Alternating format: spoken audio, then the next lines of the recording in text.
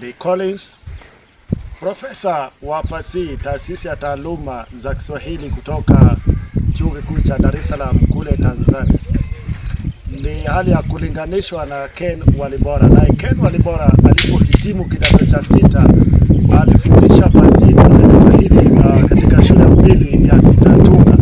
Alipata shahada ya BA kutoka Chuo Kikuu cha Nairobi na shahada 2 za MA kutoka Chuo Kikuu cha Ohio State kule Marekani.